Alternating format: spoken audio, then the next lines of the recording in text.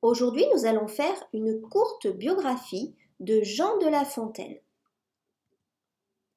La Fontaine, 1621-1695, vit sous la monarchie absolue de Louis XIV et il est, comme tous les écrivains de son époque, contraint de se trouver un mécène pour vivre de ses écrits. Nicolas Fouquet, surintendant des finances du roi, sera son protecteur et celui d'autres artistes qui vont s'attacher à rendre de plus en plus fastueux son domaine de veau.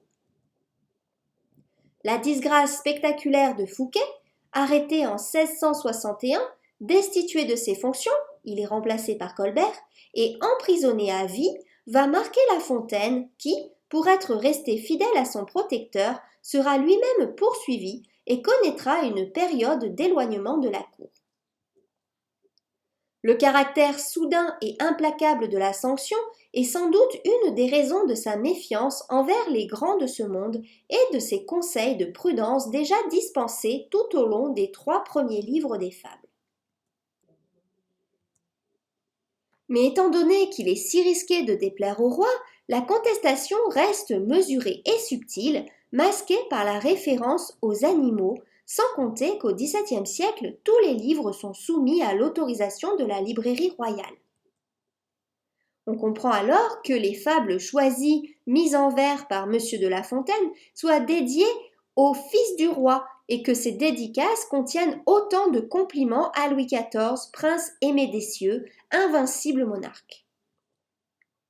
La Fontaine s'inscrit dans une continuité depuis l'Antiquité grecque. Il n'est pas l'inventeur du genre puisque Ésope en est le père, dès le VIe siècle avant Jésus-Christ. Ensuite viendront Phèdre et Avienus. Mais il le reprend et le met au goût du jour en y ajoutant un certain charme, un air agréable, puisque c'est ce qu'on demande aujourd'hui.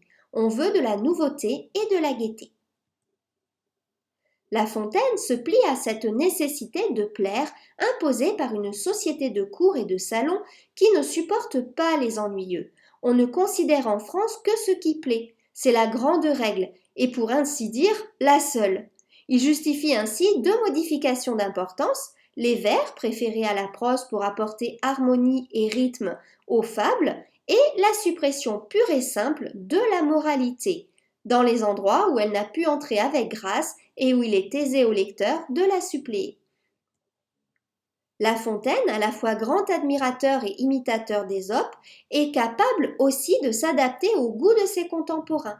Mon imitation n'est pas un esclavage, dit-il.